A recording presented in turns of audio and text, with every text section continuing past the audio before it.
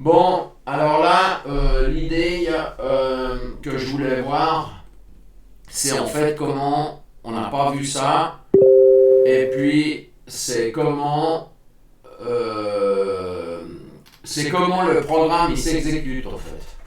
Parce que ce qui est important, c'est de comprendre l'exécution d'un programme. Alors, voilà, c'est bon, la tablette maintenant elle marche. Donc, l'exécution d'un programme informatique. Donc, que ce soit Python ou autre chose, ça ne change pas grand-chose. Hein. Donc, en fait, exécution, programme. Bon, application, c'est pareil. Ok. Donc, en fait, l'idée, c'est quoi C'est que il faut essayer, qu'on comprenne un peu comment ça fonctionne. Donc, au niveau interne de l'ordinateur, pour comprendre effectivement quand on fait des fonctions, comme on a fait ici, on a fait des fonctions, bon je vais zoomer, on a fait des fonctions ici, et puis on les appelle ici, donc l'idée c'est de comprendre comment ça se passe. Donc, je vais virer ça. Donc, ici par exemple, on voit qu'on a des instructions, qui sont toutes ces instructions qu'on a faites, elles sont toutes les unes derrière les autres. Donc, ton programme, quand il est lancé, donc un programme quand il est lancé, en fait, on a d'un côté des instructions qu'il va falloir exécuter, et puis de l'autre côté, on a la mémoire de l'ordinateur qui permet de sauvegarder des informations dans la mémoire. D'accord? Donc le programme, déjà, quand il est lancé, il est chargé en mémoire. Et puis ensuite, quand on fait des opérations, que ce soit de l'assignation ou des appels de fonctions, mais en fait, ça se passe dans des adresses mémoire. Donc ton programme, quand on a... je vais prendre une autre couleur là d'ailleurs. Pardon. Ton programme, quand il est chargé en mémoire, donc tu as l'adressage mémoire. Donc l'adressage mémoire, il dépend de la machine. Je crois que je l'avais déjà dit une fois dans les cours, on en a déjà parlé. Donc si tu es sur une machine 16 bits, l'adressage mémoire il est de 16 bits. Si tu es sur une machine 32 bits, c'est 32. Puis aujourd'hui, les OS comme macOS, comme Linux, comme Windows 10 et autres, ils sont sur des architectures. Si le processeur il est 64 bits, c'est des architectures 64 bits. Donc l'adressage mémoire, il se fait en 64 bits. Bon. L'adresse mémoire, elle démarre de toute manière en 0000, mais ça, c'est pas très important. Alors, on imagine qu'on a des blocs d'adresse mémoire qui sont à des adresses données. C'est pas plus compliqué que ça. Donc évidemment, j'en dessine quelques-uns, je ne vais pas en dessiner 36 000. Et puis, ça démarre par exemple en 0x. Donc, pardon, je me suis mal... Le 0 là, il n'est pas terrible. Donc, ça démarre par exemple en 0x, j'en sais rien moi, 00, 0... par exemple 2, 2, 0, 0, etc. On imagine ça c'est une adresse mémoire. Donc, quand tu fais ton programme en Python, on va prendre le vert, il va charger le programme en mémoire. Donc on imagine qu'il charge le programme à partir de cette adresse-là. Et puis ensuite, tout ce qu'il va faire, c'est allouer réserver des adresses mémoire pour stocker des informations. Donc si on reprend par exemple le petit programme Python qu'on a fait ici, où on a l'assignation de deux variables, callmax et rowmax, Et puis ensuite, on fait une boucle. Et puis là, on a une assignation de variables qui est col, ça vaut C, puis ρ, ça vaut 2. Donc, c'est pas compliqué. Elle est où? Ah voilà, il est là. Je suis là. Ah oui, je suis là, mais on ne voit pas bien le truc. Vas-y. Attends, il faut que je revienne dessus. Hop, voilà. Parce que je ne voyais pas le curseur. Donc, quand on définit, par exemple, col max égale 8, et puis qu'on définit ρ max égale 8, un exemple, ce col max ici, lui, il faut qu'il le stocke en mémoire. C'est une variable, donc il faut bien qu'il la mette quelque part. Donc on imagine qu'il va réserver cette adresse mémoire pour col max. Donc col max ici, on va dire, il prend 8, d'accord? Et puis ça, il est par exemple en 0x 0, 0, 0, j'en ai mis 4, 2, 3, etc., etc. Ok? Donc ça, c'est assez simple. Hein? C'est que cette variable-là, il va la stocker ici. Et puis, il va faire la même chose pour toutes les variables que tu vas faire, il faut qu'il les mette en mémoire. Donc en fait, lui, quand il exécute les choses, il a en correspondance des adresses mémoire. Donc quand tu vas mettre 8 dans col max, eh ben, finalement, il va mettre la valeur 8 à cette adresse mémoire-là. Et puis, il a un mécanisme qui fait la même chose pour toutes les variables. Donc on imagine que là, eh ben, il va mettre 8 là-dedans. Ok. Donc le programme, quand il va s'exécuter, il va simplement exécuter cette ligne-là. Donc ça, c'est la première ligne. Donc la première ligne, eh ben, il va dire que col max, ça pointe ici. Et comme il fait égal 8, eh ben, il va mettre 8 dans cette adresse mémoire. Quand il va faire la deuxième instruction, eh bien, il va dire que ρ max, il est à cette adresse mémoire, et puis comme on a égal 8, à ce moment-là, il va mettre 8 là-dedans. Si on prend l'instruction suivante, qui est de créer un board, d'accord, qui est un tableau, et puis ensuite de faire une boucle dans ce tableau, pour mettre dans cet élément du tableau, il va mettre la lettre E, c'est ce qu'on a fait dans le précédent par rapport à notre LRC. Eh bien, si tu veux, quand il va créer son tableau, d'accord, board égale, tac tac, lui, c'est toujours le même mécanisme, donc c'est l'instruction suivante. Donc les instructions en programmation, elles s'exécutent en séquence. Hein? Ça, c'est la première ligne du programme, je l'exécute. C'est la deuxième ligne du programme, je l'exécute. Là, je vais allouer un tableau. Et bien, c'est la même chose. L'allocation du tableau, lui, il va déterminer que board, il va, par exemple, à cette adresse mémoire-là. OK? Donc à cette adresse mémoire-là, pas très beau ma flèche là, à cette adresse mémoire-là, il va dire que c'est le contenu de la variable board. D'accord? C'est pas plus compliqué que ça. D'accord? Donc après lui, quand tu vas dire j'utilise board, et ben pour lui c'est simple. Il part de cette adresse mémoire et il va lire le contenu à cette adresse mémoire-là. Ok? Est-ce que ça c'est compris? Oui. Ok. Et puis, quand on prend l'instruction suivante, qui est une boucle, là on a fait, je crois, une boucle qui va de, en fait, 0 à la variable colmax fois ρmax moins 1. Donc lui, il fait quoi? Quand on lui fait une opération mathématique, où on lui dit, alors là on va décomposer, hein, on lui dit c'est colmax fois rho max.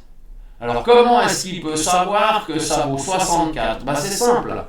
Lui, il prend Colmax, il prend l'adresse mémoire de Colmax, il lit le contenu à l'adresse mémoire de Colmax, il a 8. Il prend Romax, il lit le contenu de Romax à l'adresse mémoire, il a 8. Il fait 8 fois 8.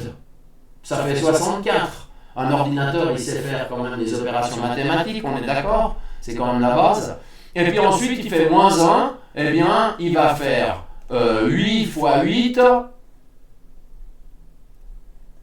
et moins 1, et bien lui, il sait que ça vaut 63. Il est pas bête, il comprend quand même que ça fait 63, il sait calculer. Ok? Donc, ce résultat de 63, lui, il le met en interne.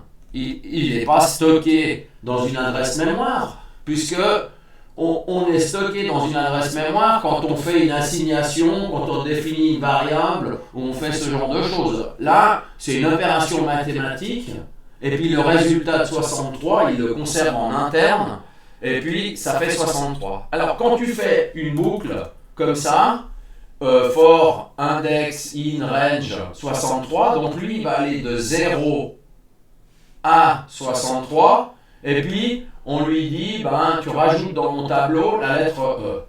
Donc il va faire 64 fois, il va mettre E. Donc le programme, quand il va faire sa boucle, là, for 0 à bon je vais mettre tout quand même, tout 63. D'accord? Tout 63. Donc lui, il va faire une boucle, et puis là-dedans, dans le for, il va exécuter des instructions. D'accord? Donc toutes ces instructions, elles font partie de la boucle. Donc le programme, il fait quoi? Il va faire une itération, il va faire une fois ça, il va exécuter ça, il va faire une prochaine fois ça, il va exécuter ça. Donc les boucles, c'est des itérations. Et donc tout le code qui est indenté dans le for, il va l'exécuter pas à pas. Donc les exécutions, ça se fait pas à pas. Ok? Et puis quand on a fait notre instruction board.append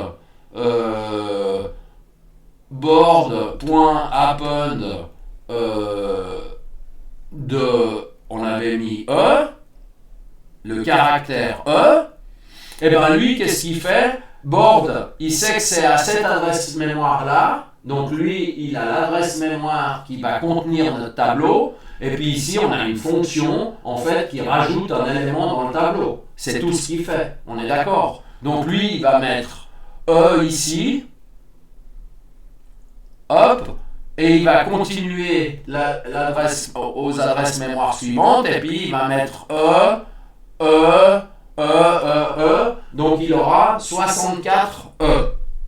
Donc ça, c'est l'exécution d'un programme. Et puis quand on arrive à la dernière ligne du programme, à la fin du programme, hein, end, bon, on va dire le end, bon, qu'est-ce qu'il fait? L'ordinateur, il va décharger, il va libérer toute la mémoire qu'on a utilisée dans le programme. Ok? Parce que sinon, on lancerait 1 million de fois le programme et puis au bout d'un moment, on n'a plus de mémoire. Parce qu'on a bouffé toute la mémoire de l'ordinateur. Donc, le programme, il démarre à la première ligne et il s'arrête à la dernière. Et quand il arrive à la dernière, il va libérer absolument toutes les adresses mémoire qu'il a réservées pour stocker les variables. Donc ça, c'est l'exécution normale d'un programme. Ça se fait en séquence. Donc c'est pour ça que quand on debug, puis on fait F10, eh ben on voit bien que le programme, il avance. D'accord? Donc si je prends ça, je mets un point... Merde, pardon. J'aurais pas dû dire merde. Si je mets ça, je fais F5, on voit bien que ici c'est le debugger. Le debugger, il fait quoi? En fait, le debugger, lui, il connaît les adresses mémoire, puisque c'est le debugger pour debugger du Python. Donc, on se fait Colmax égale 8. Lui, en fait, ce qu'il va faire, le debugger, il va pas t'afficher les adresses mémoire internes de l'ordinateur, parce que ça sert à rien pour un humain. Pour une machine, c'est pratique, parce que lui, il doit savoir où il écrit. Mais c'est clair que le debugger, lui, il sait que tu travailles avec des variables parce que c'est des humains qui écrivent des programmes. Donc c'est pour ça qu'on a des variables qui se nomment sous forme de caractères, mais implicitement derrière, lui, ici, Colmax, il a l'adresse mémoire de Colmax, et puis il va lire le contenu de Colmax, et comme on a assigné 8 à Colmax, eh ben, il sait que à l'adresse mémoire de Colmax, il y a 8, et donc le debugger, il peut dire que Colmax, il contient 8. Donc on voit bien que là, les instructions, elles s'exécutent en séquence. D'accord? J'ai fait la première instruction, elle est finie, on passe à la suivante. Donc l'exécution d'un programme, c'est ligne par ligne. Ok? Donc là, on va créer, donc là, il sait, il va créer à l'adresse mémoire XYZ, il va allouer de l'espace pour ton board. Et puis en fait, quand on va faire un append, d'accord? Et bien lui, en fait, la fonction append, elle fait quoi? Elle va simplement réserver de la place mémoire pour le premier élément, et puis ainsi de suite. Donc là, tu vois, si tu regardes ton board, pour l'instant, il est vide. La longueur vaut 0 et il n'y a rien dedans. Parce qu'il a effectivement dit que le board il serait à telle adresse mémoire, mais pour l'instant c'est vide. Et quand tu vas faire un append, en fait lui il va réserver à l'adresse mémoire un élément pour mettre E dedans. Et puis quand je fais le suivant, eh ben, il va encore réserver de l'espace mémoire pour mettre le prochain E, etc. etc. Et puis ça, ben, le append en fait c'est en interne, c'est ce qu'il fait. C'est qu'il va allouer l'adresse mémoire nécessaire pour stocker ton caractère E. Et ça, on le fait, eh bien, on le fait 64 fois. Et puis ensuite, eh bien, si je continue, là, à ce moment où je suis précis, j'ai encore pas réservé l'adresse mémoire pour la variable call, d'accord? Mais au moment où je vais exécuter, lui, il va allouer une adresse mémoire pour call, et ensuite, avec l'opérateur d'assignation, il va mettre le caractère C à cette adresse mémoire, et donc, c'est pour ça que maintenant, tu as effectivement une variable qui a été allouée qui s'appelle call, et puis elle contient C. Et puis quand je fais ça, ben, il fait la même chose, il alloue une adresse mémoire pour row, et puis l'assignation, ben, il met le chiffre 2 à cette adresse mémoire. Ok? Est-ce que ça c'est compris? Yes. Bon, donc nous on avait fait ça, donc on voit bien qu'on exécute le programme, on l'exécute ligne par ligne. Ok? C'est de l'exécution, les instructions s'exécutent ligne par ligne, je ne sais pas pourquoi j'ai deux fenêtres là, ils s'exécutent ligne par ligne. Voilà. Donc ça, et puis quand je vais arriver à la fin, ben on va bien voir, POF, c'est la dernière, ben ici, évidemment, le programme s'est déchargé de la mémoire, il a libéré toutes les adresses mémoire qu'on avait allouées, et puis, eh ben, on est comme avant sur l'ordinateur, avant qu'on lance le programme. Ok? Bon alors, hier, on a vu les fonctions. Donc, l'idée des fonctions, c'est quoi?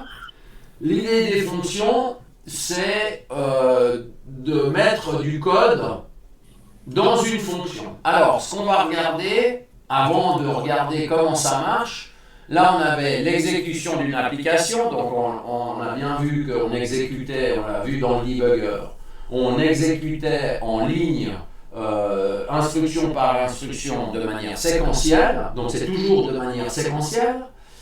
Donc là, on va voir la même chose, donc on va faire exactement la même chose, mais avec, quand on appelle une fonction. Parce que le mécanisme de la fonction, eh bien, c'est d'exécuter, donc je vais remplacer ça, donc kned python, alors execution function, on va en faire qu'un, hein, ça suffit. On va voir le mécanisme. Alors, le mécanisme, c'est le même.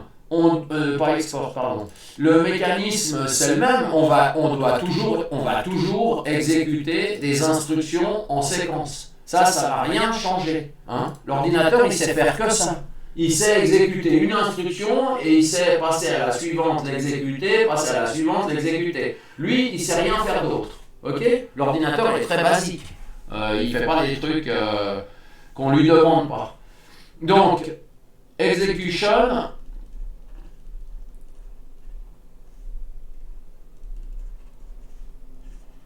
Ok. Donc, comment ça marche? Ben, ça marche de la même manière.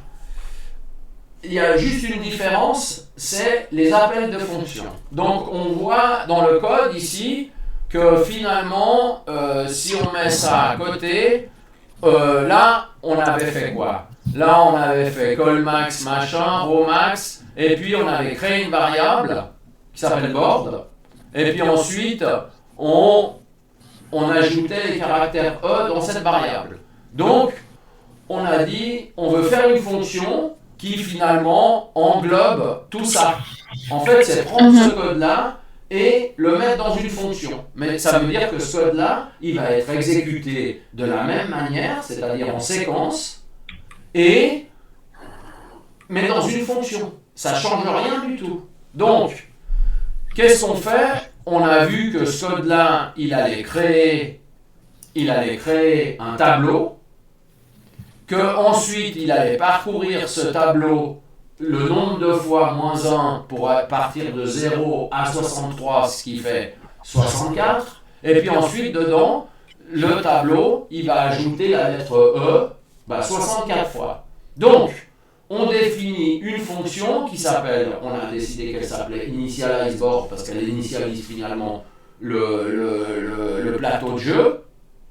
Et puis on voit bien que dans cette fonction, on a besoin du nombre de colonnes et du nombre de lignes. Donc on va lui passer en paramètre le nombre de colonnes et le nombre de lignes. Comme ça, il pourra initialiser notre tableau de 64 éléments si on lui passe 8. Puis si on faisait un tableau de 10 par 10, eh bien, il initialiserait un tableau de 100 éléments. Alors, comment ça marche au niveau de l'exécution? C'est là où c'est un tout petit peu différent. Donc, si notre programme, on l'a vu, ça on ne change pas. On dit, on fait une variable est égale à 8. Alors là, ce que je vais juste faire, c'est que, donc on va faire les adresses mémoire là, je ne vais pas mettre les adresses, je vais mettre le nom de la variable en correspondance, ce sera plus facile. Voilà. Donc on a dit, quand il fait ça, eh ben, il va dire ici, ça c'est l'adresse mémoire de callmax. Voilà. Et puis, eh ben, il va mettre 8 dedans. Ensuite, quand il fait la deuxième instruction, on va dire rowmax égale 8. Donc là, l'adresse mémoire de rowmax, ça sera ici. Et puis, comme on l'a dit, eh ben, il va mettre 8 dedans. Bon, ça c'est une chose. Ok, ça c'est de l'exécution standard. Maintenant, on voit bien qu'ici, on a fait un def. Ça veut dire qu'on définit une fonction en Python, et puis dedans, on met du code. On est d'accord? Oui. Ok. Donc lui, quand il a commencé son programme, en fait, cette fonction def, d'accord? On va la mettre en vert, c'est pas mal. Quand on a fait un def d'une fonction, ben là c'est initialize board, B-O-A-R-D, et puis qu'on lui passe des noms de paramètres. Donc on va dire, là on va juste simplifier parce que j'ai pas beaucoup de place, on va dire C, R, donc là on passe deux variables, et puis dessous on a du code. Donc à la première ligne, dès que le programme il démarre, pour toutes les fonctions qui sont définies, en fait, une fonction, elle est définie ici, d'accord? Mais si on l'appelle jamais, donc si on n'appelle jamais la fonction dans notre programme, eh ben, il ne va jamais l'exécuter. On est d'accord? On peut avoir défini 50 fonctions qui vont faire des choses, Mais si on ne les appelle pas, ces fonctions, elles ne seront jamais exécutées. Bon. Alors, là, comment le mécanisme il fonctionne? Ben, il est simple. Hein. Quand dans mon programme, je vais faire, alors là on va voir après, mais je vais appeler la fonction initialize board de, ben on va prendre callmax et rowmax.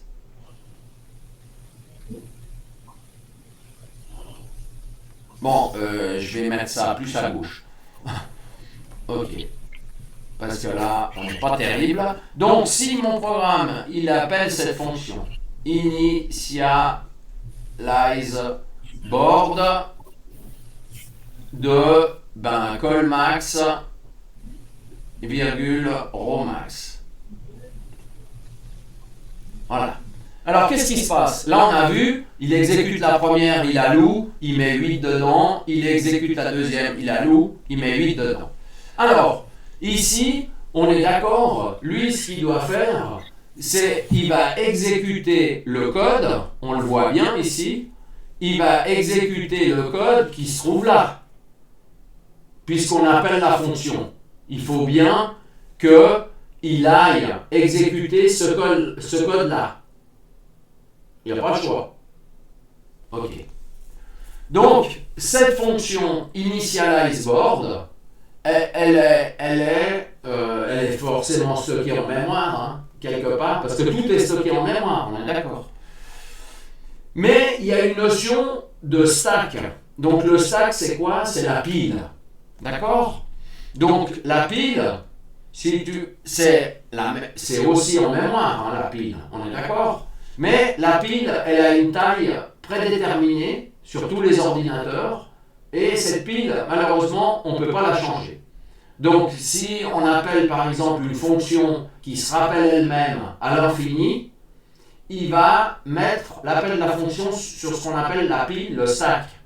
Et c'est pour ça que des fois on a des bugs où on a stack exception ou stack overflow, c'est parce qu'on a dépassé la taille mémoire de la pile. Donc, le stack, il marche comment? Le stack, c'est assez simple. Donc, on imagine le stack, c'est quelque chose qu'on empile. Ok, alors on va apprendre. Donc, l'exécution de ton programme, il intervient sur ce qu'on appelle la pile. Donc, tous les appels, ils se mettent dans le stack. Donc, le stack, en fait, il va augmenter, on va utiliser le stack au fur et à mesure qu'on fait des appels. Bon, donc, sur le niveau, on va dire 0 de ton stack, on va faire comme ça, ce sera plus simple. Lui, il va exécuter les instructions que tu as là. Donc, ça, c'est facile. Il n'a pas besoin d'empiler. Il va faire callmax égale 8. Il va faire rowmax égale 8. Pour l'instant, on est toujours sur le niveau 0 du stack. Maintenant, quand il appelle la fonction initializeBoard, c'est là qu'il va faire un appel dans le stack. C'est-à-dire que en 1, là, il va donc allouer dans le stack un appel, et cet appel-là, ça va être initializeBoard. Donc en fait, il va mettre sur le stack la fonction, l'adresse mémoire, si tu veux, de la prochaine exécution, et la prochaine exécution, ce sera initializeBoard. Donc là, on est d'accord, on est sur le niveau 1 du stack, où on va faire l'appel de la fonction initializeBoard. Ok? Et puis ça, évidemment, c'est à une adresse mémoire, on n'en sait rien, c'est à une adresse mémoire, alors que ici, on était à une autre adresse mémoire. Là, je vais mettre 2, et puis là, je mets 1. On était à une autre adresse mémoire. Donc, quand on va appeler initializeBoard, on va exécuter les instructions qui se trouvent à cette adresse mémoire qui contient les instructions de initializeBoard. Ensuite, il a des paramètres. On voit ici, on passe 2 paramètres. Là, c'est callmax qui vaut 8 et puis là, c'est rho max qui vaut 8. Bon, lui, en fait, là derrière, on est d'accord, il connaît les adresses mémoire. Donc en fait, il va aller lire Colmax, il a 8, il va aller lire Romax, il a 8, et puis en fait, il va lui passer 8 et 8 à la fonction. D'accord? C'est comme ça que les paramètres ils passent. Ok.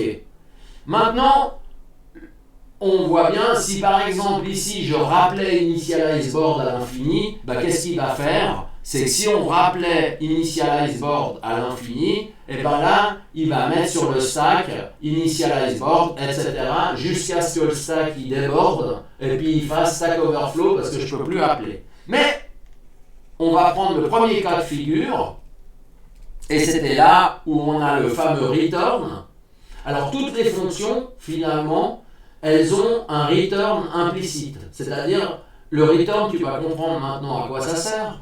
Même si je n'ai pas de return, quand je vais sortir sur la dernière ligne d'instruction, on va retourner. Et retourner, c'est retourner où?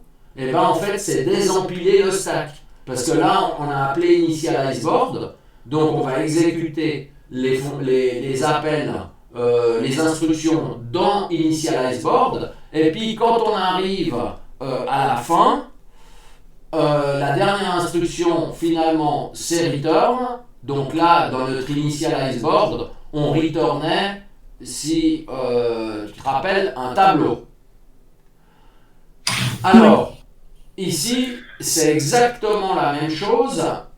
Quand on alloue des variables, je prends la première instruction de notre initialize board où on faisait ARR égale ça. Donc on se trouve ici dans le stack, mais lui, la variable ARR, il faut bien qu'il l'alloue en mémoire. Donc en fait, pour lui, c'est toujours la même chose, on partage l'adresse mémoire, donc il va mettre ARR ici, qui correspond à une adresse mémoire, et puis ensuite il va faire son schmilblick. C'est-à-dire que là, il ajoutait le caractère C fois R moins 1, le nombre d'éléments, c'est C fois R. Et puis ensuite, quand on vient ici, on fait return du tableau. Donc en fait, maintenant tu comprends, on va retourner l'adresse mémoire où se trouve notre tableau. On est d'accord? Ok. Mais dès qu'on fait un return, ou qu'on ne le fait pas, parce qu'en fait, ici, on retourne quelque chose, mais si on retournait rien, si on n'avait pas d'instruction return, lui, il fait un return, mais de rien. Mais tu ne le vois pas, le return, parce qu'il n'y a pas besoin de le mettre. Ça, c'est de la simplification de code, parce que sinon, il faudrait foutre des returns partout, et puis ça ne servira à rien, parce que si on retourne rien, quelque part, ça alourdit le code, l'écriture du code pour pas grand-chose. Mais quand je fais le return de la fonction, je reviens où? Ici. Donc le return, quand je suis ici, on est d'accord? Quand je suis là, je suis dans tout ça, c'est ici. Et quand je fais le return, à la dernière instruction, je fais un return, lui il fait quoi? Il désempile. C'est-à-dire qu'il désalloue l'élément 1 et je return, je reviens à l'exécution ici, sur l'élément 0 de mon stack. Ok? Est-ce que ça, c'est à peu près compris ou pas du tout? C'est. Ok. Alors maintenant, on fait un autre scénario. On va imaginer un autre scénario de notre stack. Puisque on voit bien que on peut une fonction peut appeler une autre fonction, qui peut appeler une autre fonction, qui peut appeler une autre fonction. C'est pas limité. Les fonctions peuvent appeler autant de fonctions qu'elles veulent, qui appellent autant de fonctions qu'elles veulent, dans la limite de la taille de notre stack. Une fois qu'on aura empilé trop de fonctions, et puis qu'on dépassera la taille mémoire de notre stack, eh ben, il va faire Stack Overflow, et puis ton programme il va s'arrêter avec une exception. On est d'accord? Puisque lui, il n'a plus de place pour empiler les appels. Donc si on on va faire un autre scénario. Là, si on va dessiner un autre stack, hein, ça c'était stack, bon, on va laisser comme ça.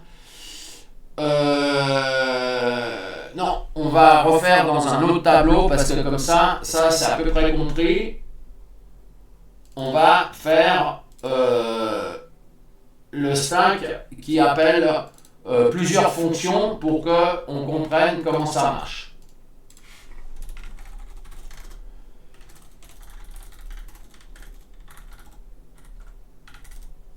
C'est très bien.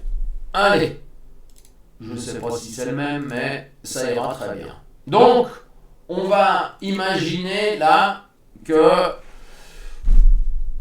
Donc, on va faire stack... Bon, alors on va déjà faire le truc. Donc, on imagine qu'on définit des fonctions. On va définir une fonction, la fonction, j'en sais rien, on va l'appeler call 1. Donc là, on passe pas de paramètres, ok. Et puis, on va faire une fonction qui s'appelle call 2. Alors, qu'on passe des paramètres ou pas, on l'a vu dans le précédent, ça ne change rien, on est d'accord. Lui, il va prendre les adresses mémoire des paramètres, il va prendre le contenu, puis il va passer, en fait, dans ta fonction, les différents paramètres. D'accord? Ça ne change rien. Ok. Et puis, on fait une fonction qui s'appelle def call 3. Ok. On imagine que call 1 appelle la fonction call 2. On est d'accord? Voilà. Et là, on va dire que c'est fini. Et puis call 2 appelle call 3. Pardon. Tais-toi. Call 3. Je suis où là? Ok, merci. Alors ça c'est un peu pénible. Non, c'est quand tu perds le focus, en fait, ce whiteboard, pour ça il est pénible. Donc ici on appelle call 3, pardon, et puis call 3, s'il appelait call 1, on est d'accord, on va faire un stack overflow parce que call 1 va rappeler call 2, qui va rappeler call 3, qui call 3 va rappeler call 1. Donc ici on va faire des instructions. Et puis à la fin, on peut par exemple faire un return. Non, on ne fera pas de return. Là, le but, c'est pas de montrer de return. Ok. Donc, qu'est-ce qui va se passer si notre programme, il appelle call 1. Bon. Alors, ça, c'est la première instruction. Donc, lui... on va représenter le stack. Donc le stack, il sera là. Ok.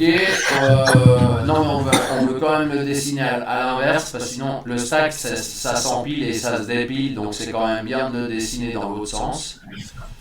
Hop. Allez. Voilà. Donc notre stack ici. Bah, mais c'est chiant. C'est assez infernal ça. Faut que je déprogramme ces boutons parce qu'ils sont nuls. J'en ai pas besoin en fait. Le stack, donc on représente le stack, j'écrirai le stack après. Donc nous on commence ici, c'est notre programme. En 0, c'est la première instruction du programme. Ok? L'élément 0. Donc la première instruction du programme, c'est de faire call de 1. Donc lui, il n'a pas le choix. Il va allouer un... bon, c'est soit j'utilise la même notation, soit pas. Donc ça, je vais le mettre dans l'autre sens. Ça, c'est 0. Et donc, il va appeler call 1. Donc, call 1, il va le mettre ici. Merci. Donc là, il doit exécuter call 1. Donc en fait, quand il exécute l'instruction call 1, il va créer ça, et puis ici, il va exécuter les instructions qui sont dans call 1. L'exécution call 1, on a vu ici, elle appelle l'instruction, la fonction call 2. Donc il va exécuter call 2, on est d'accord? Voilà. Et donc forcément, il va mettre sur la pile l'appel de call 2. Donc ici, on va se retrouver avec l'instruction call 2 qui appelle call 3. Donc, il va appeler call 3, call 3. Et donc, il va allouer pour exécuter les instructions de call 3. Donc tout ça il met sur la pile. Donc déjà là, on voit bien, on a empilé 3 fonctions. D'accord? Donc on a, ça c'était l'instruction pour exécuter call 1. Là, on a l'adresse. Donc là, on est d'accord, ça pointe ici. Ça pointe ici, c'est l'exécution. Et puis ça pointe ici. Bon, donc il exécute ces lignes. 1, 2, 3, 4 lignes. Et ensuite, il fait implicitement, on a dit, un return. Return, c'est pour retourner. Maintenant, tu comprends le return? Donc, le return, il va retourner où? Si tu veux, ici, implicitement, on a le fameux return. Donc, si tu ne l'écris pas, c'est que tu ne retournes pas de valeur. Et puis, si tu fais return d'une variable, puisqu'on l'écrit que quand on veut retourner quelque chose, et à ce moment-là, il va passer la variable et tu vas la retrouver à l'appel de la fonction, au retour de la fonction. Donc ici, quand on fait le return, mais là on ne l'a pas fait, on est d'accord, il n'y est pas, on ne le voit pas. Là on ne le voit pas, il est invisible, celui-là. Parce qu'on n'a pas retourné une variable, ok? Ok. Donc, qu'est-ce qu'il fait le return ici? Eh bien, en fait, il revient ici. Je vois pas ton curseur. Ah merde. Ah oui, faut que je du 3 au déplace. 2, il revient. Donc, le return, Non, 3. t'as fini ou bien? Ces outils, le Microsoft Whiteboard, c'est un peu de la merde. Donc, le return, en fait, il va dépiler ça, d'accord? Mais là, tu déplaces là? C'est-à-dire? Ah, parce que tu me dis ça, mais je te vois pas te déplacer, c'est pour ça que je dis ça. Moi, je déplace rien. Ah, Donc là, le return, il va désempiler la fonction 3, l'appel à la fonction 3, et il va revenir dans la fonction 2. ouais. Bah donc, ça, il va supprimer maintenant, et maintenant, l'ordinateur, il se trouve ici. Ensuite, si on avait appelé d'autres choses derrière, on est d'accord, il va les exécuter, puisqu'on a dit que c'est de l'exécution, instruction par instruction, jusqu'à ce qu'il arrive à la fin de la fonction call 2, et puis à ce moment-là, quand il aura fini la fonction call 2, ben, il va descendre ici, d'accord? Et donc ça, il va virer, et puis quand il aura fini call 1, et puis qu'il a fini l'exécution de call 1, et ben, il va dépiler, on dépile, et puis on se retrouve à la prochaine instruction qui est call 1. Et donc si là, derrière, je fais 2 A égale 10, ben lui va continuer l'exécution, mais on est au niveau du stack 0. On est d'accord? Ouais. Ok. Donc ça, c'était pour la gestion des appels des fonctions. Mais on voit bien que si on avait le dernier point, si on avait fait une fonction qui s'appelle def call 4, hop, avec des instructions, et puis que ici on l'appelle jamais, elle sera jamais appelée. Elle elle va jamais être appelée sur le stack et puis elle va jamais être dépilée. On l'appelle pas. C'est pas parce qu'on définit une fonction qu'on l'appelle. Par contre, lui, il sait où elle est quand on l'appelle. Donc quand on l'appelle, ben, lui, il sait à quelle adresse mémoire elle est, et puis il sait les instructions qu'il faut exécuter derrière, on est d'accord. Mais les instructions s'exécutent en séquence. Bon, maintenant, on fait le même schéma avec les fonctions, mais on va faire une fonction qui retourne quelque chose. Une fonction qui retourne quelque chose. Comment ça marche? Ben, ça marche de la même manière. On va faire le dernier, ça j'y mettrai dans le cours qui est sur Git. Ok.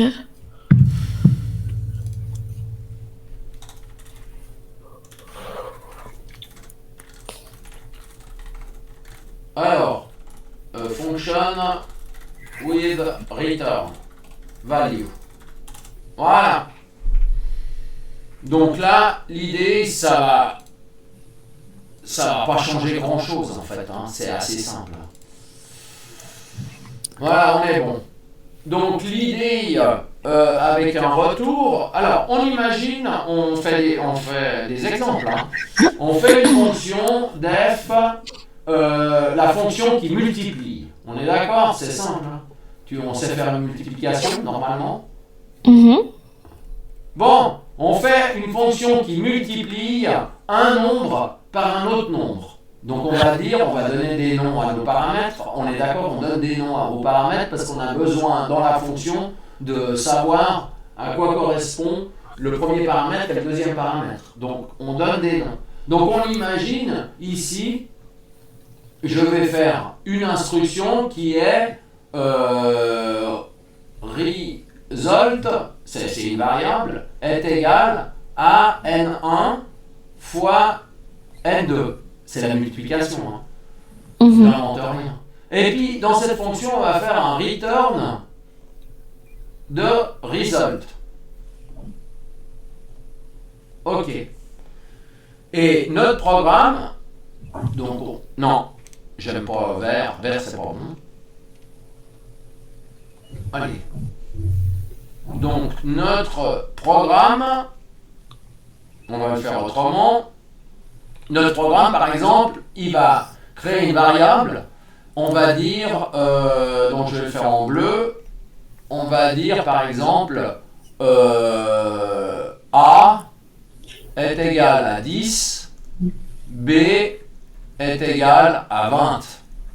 On est d'accord? Oui. Et puis si je fais R est égal à A fois B, donc, qu'est-ce que là, on va simuler ce programme. Donc, ça, c'est la ligne 1, ça, c'est la ligne 2, ça, c'est la ligne 3. OK. Et puis, on imagine qu'on fait un print pour le fun de R. Ça, c'est la ligne 4. Donc, comme on a expliqué, là, pour l'instant, on est d'accord, sur le stack, quand on parlait du stack, qu'est-ce qu'il va faire sur le stack? L'équivalent du stack, il va mettre en 0, là je vais plus en détail, il va mettre en 0, ça correspond à une adresse mémoire en fait, d'accord, d'exécution. Donc notre programme, si par exemple il se trouve en 0x00, j'en sais rien moi, f2, machin, je ne vais pas tous les mettre, et ben l'exécution de mon programme, il démarre en 0x00f2. D'accord? C'est tout. Il faut bien que... Ça, il faut garder en mémoire. En guillemets, hein, c'est pas un gag, mais ça aurait pu être. Il faut garder en mémoire que ton programme, quand il le démarre, il le charge en mémoire. Il faut bien qu'il le mette quelque part. Il ne peut pas l'inventer. On est d'accord? Il le met pas sur, il est sur disque parce que c'est le code source que tu as sur disque. Si on le compile, c'est le fichier exécutable qui est stocké sur disque. Mais en fait, quand il charge le programme, eh ben, il va prendre le contenu de ton programme puis il faut qu'il le mette en mémoire. On est d'accord ou pas? Il ne peut pas l'exécuter si c'est pas en mémoire. Est-ce que c'est compris ça? Oui, ça c'est compris. Ok. Donc, le stack, ici, si tu veux, pour l'exécution de ton programme, lui, il sait que tu es à cette adresse mémoire là. Ben, il le sait de toute façon, c'est lui l'ordinateur. Donc quand je vais exécuter ces lignes, il fait quoi? Eh bien, là, on a déjà dit, on va faire la zone mémoire. Moi, je trouve qu'on n'a pas beaucoup de couleurs là. C'est pas beaucoup de couleurs, je trouve pas terrible. Ah, tu peux en rajouter là. Oh ouais, mais je vais faire ici. Hop. Donc, et puis c'est pas terrible.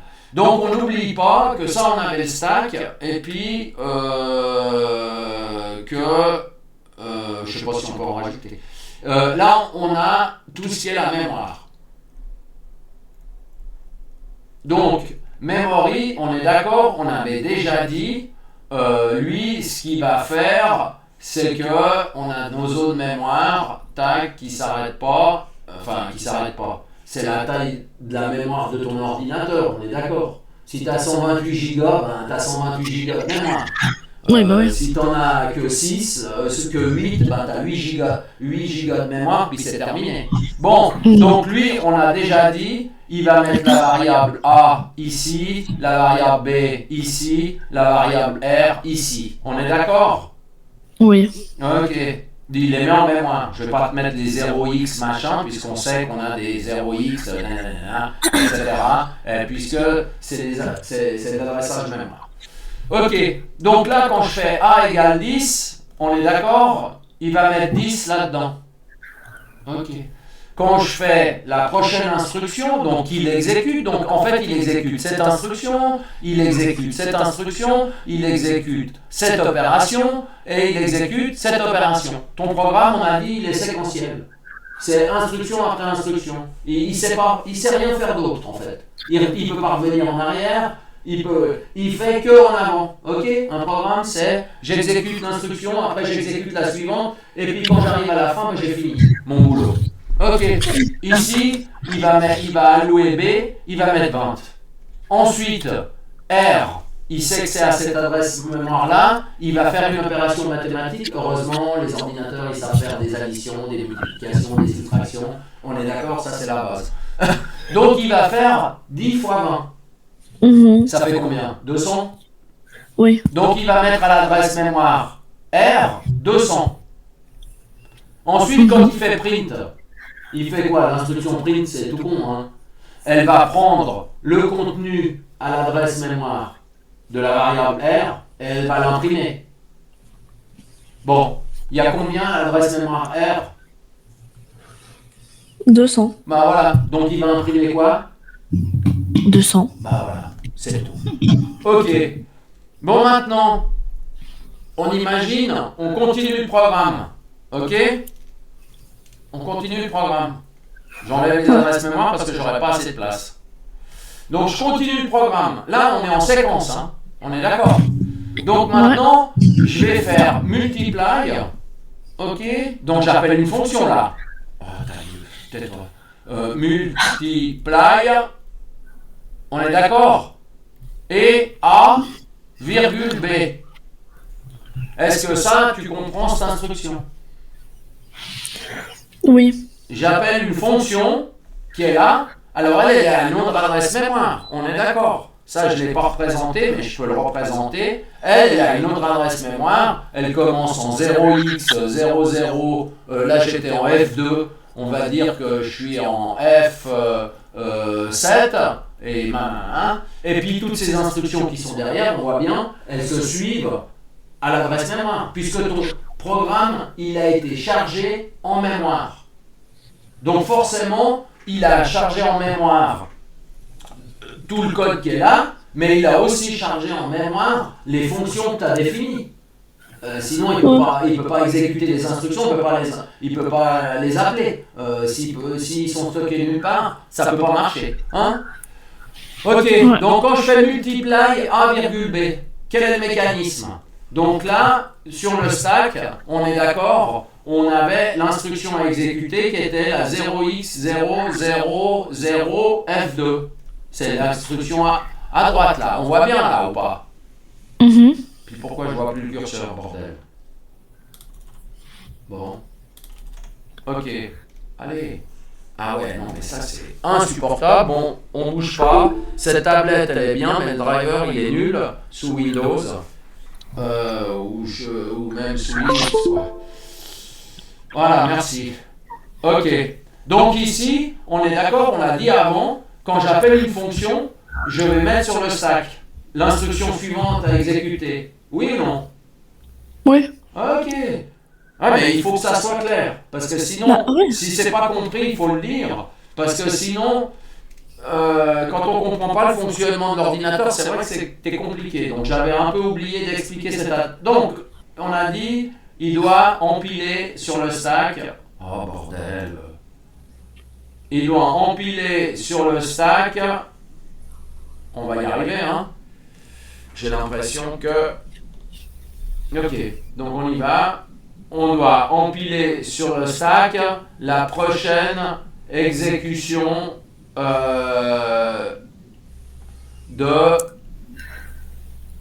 la prochaine instruction. Donc on est d'accord que là, lui, il va mettre sur le stack 0x00f7. C'est la prochaine instruction à exécuter. On est d'accord? On se retrouve ici, c'est juste, non? Il va exécuter le code qui est à cette adresse mémoire. Oui ou non? Oui. Voilà. Ok. Là, c'est moche, mais on s'en fout. Ok. Alors lui, qu'est-ce qu'il doit faire? Il doit passer comme paramètre le contenu de la variable A. On est d'accord que le A, ça vaut combien? 10. Voilà. Donc là-dedans, il va passer 10. Donc il va mettre dans N1, il va mettre 10, non? Oui. Ok. B, ça vaut 20.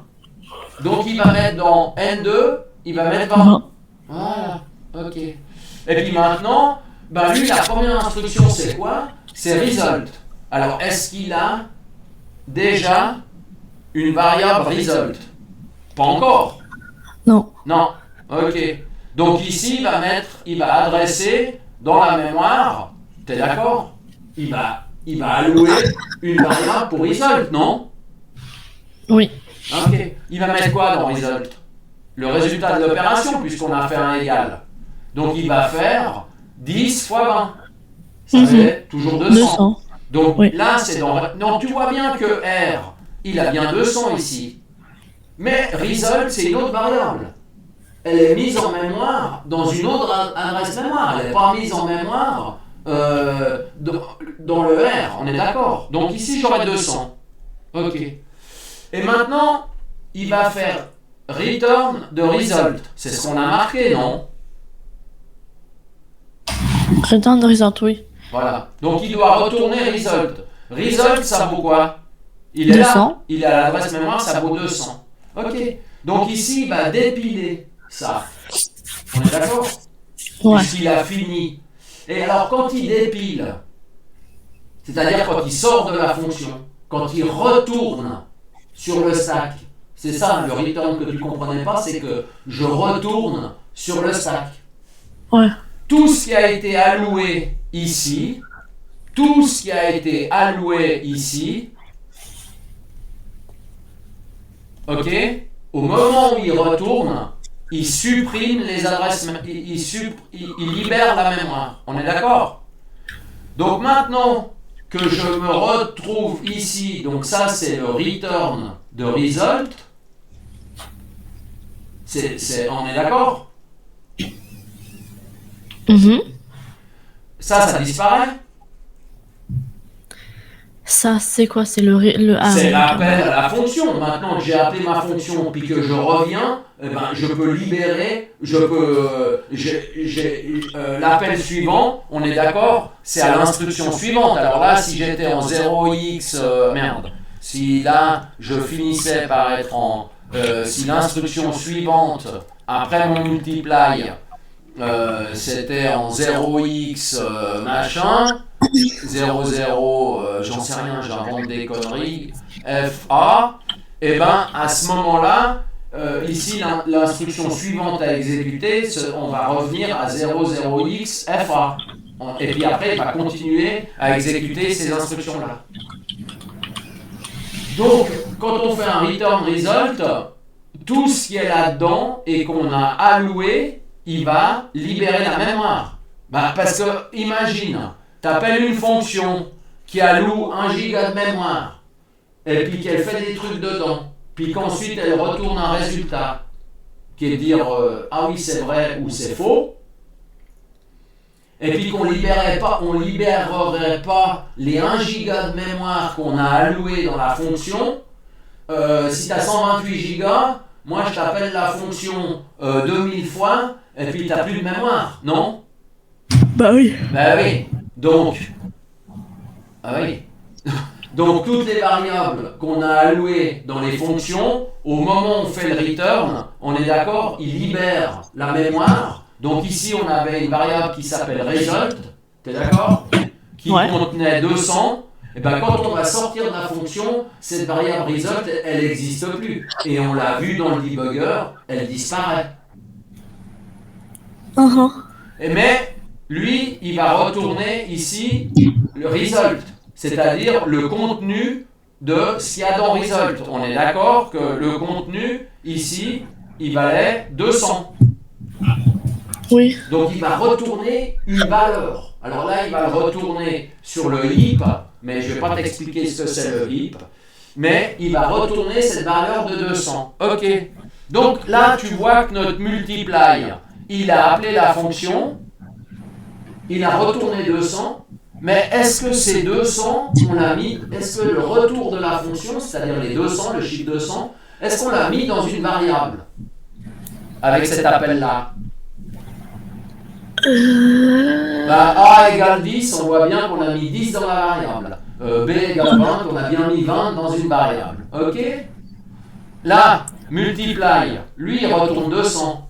Est-ce que je l'ai mis dans une variable? Multiply, c'est... Ben, c'est la fonction. Oui, c'est le R. Ah non, là j'ai mis R égale. J'ai Multiply, assigné c'est A fois B à R. Mais là j'ai appelé une fonction qui s'appelle multiply. Et puis on a bien vu le mécanisme, c'est que ici je retourne le résultat, donc ma variable result qui était là, qui contenait 200, donc ça veut dire que je retourne 200, je retourne le chiffre 200.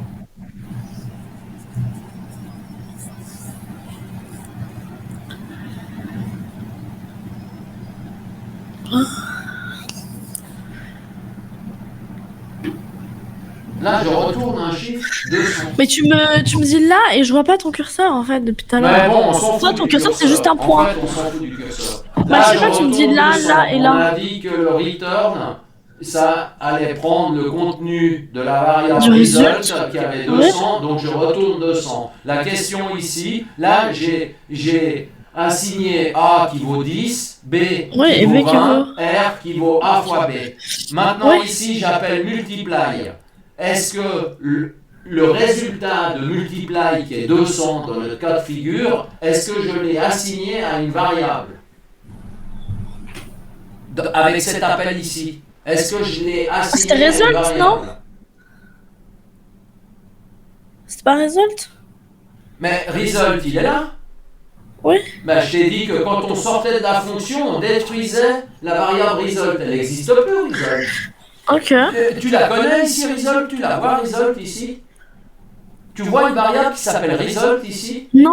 Alors donc, ça ne peut pas être result. Multiply AB, c'est A fois B. Ouais, mais là, j'ai appelé une fonction. Ça, on a fait. Ça, on a déjà fait. A, B, R, c'est fait. On a vu comment ça marchait. Là, j'avais A, là, j'avais B, et R contient result. Contient R. R contient 200. C'est des variables. A, B, R. Ensuite, j'appelle une fonction, et puis là, je fais result, N1 fois N2. Et donc, il a créé une variable ici, qui s'appelle result. Et qui a mis 200 dedans aussi, puisqu'on fait la même opération. Ok. Mais que quand je suis sorti en faisant return de result, on l'a dit, il va détruire la variable result.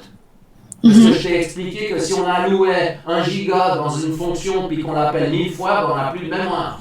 Donc on désalloue toutes les variables qu'on a créées dans les fonctions. On les supprime. Elles n'existent plus. Donc, ben oui, elles n'existent plus. Elles sont détruites. Oui, non. Oui. Donc là, elles n'existent plus. Donc là, moi, je fais un return, et on a vu que result, ça valait 200. Donc on sait que l'ordinateur, il va retourner le chiffre 200. Il ne va pas retourner la variable result, il va retourner le chiffre 200. Pourquoi? Parce qu'il va lire à l'adresse mémoire de la variable result et il a vu qu'il y a 200 et il retourne 200, le chiffre 200. Et la question que je te pose, c'est que ici j'ai bien appelé ma fonction multiply. Ça t'oublie là maintenant. Ça t'oublie puisque ça n'existe pas. Ou ça existe mais on s'en fout. Il n'y a pas les mêmes variables. Donc la question ici, c'est est-ce que les 200 que la fonction multiply me donne, elle me donne 200. Ouais. Est-ce que je l'ai mis dans une variable là, avec cet appel là? Ah non du coup. Est-ce que je l'ai assigné, par exemple, dans une nouvelle variable? Non. Non. Alors il fallait que j'écrive quoi pour l'assigner? On va imaginer que là, le problème, c'est que je ne l'assigne pas, le retour. Donc maintenant, je refais un deuxième appel pour dire ça, c'était pas bon. Ici, je perds. En fait, ici, j'ai perdu les 200. Ici, les 200, je les ai nulle part. Ils sont complètement perdus. Donc maintenant, si je fais R1 égale, je te rappelle, c'est l'assignation. Oui. D'une fonction qui s'appelle multiply, qu'on a écrit, que je t'ai déjà expliqué, donc je ne vais pas l'expliquer deux fois, de A, virgule B. Donc il va faire la même chose. Il va mettre sur le stack la fonction multiply, il va passer le contenu de la variable A qui vaut 10 et B qui vaut 20, il va calculer, ça fait 200, il va les mettre result, il va mettre 200 dans la variable result qu'il aura allouée dans cette fonction, il va retourner result, donc il va retourner le contenu à l'adresse mémoire de result qui est 200, il va virer de nouveau le stack et il va retourner le chiffre 200. Et bien finalement, cette fonction, elle retourne 200. Oui. Et bien 200, il va le mettre où? Dans R1, non? Oui. Et ben voilà. Donc là, ben oui, mais c'est ce que tu comprenais pas hier. Donc ici, qu'est-ce qu'il doit faire? Eh ben, il va allouer une adresse mémoire pour R1, et puis il va mettre quoi dedans? Ben 200. Ben oui. Donc quand on fait return d'une valeur, si on ne l'assigne pas à une variable, le return, il va nulle part. La valeur, elle est assignée à rien du tout. Ok. Bah, sinon, quand tu fais A égale 10, si tu fais A, tout court, il ne prend pas la valeur de 10. Hein. Tant que tu n'as pas fait égal, c'est l'assignation. Donc, sans l'assignation, ben, en fait, ta valeur, elle va nulle part. Elle est juste retournée sur le heap, il a 200 sur le heap, et puis c'est tout. Après, elle part, personne n'a pris. Si tu ne prends pas le retour de la fonction et que tu ne l'assignes pas à une variable, ben, elle est perdue, elle va nulle part.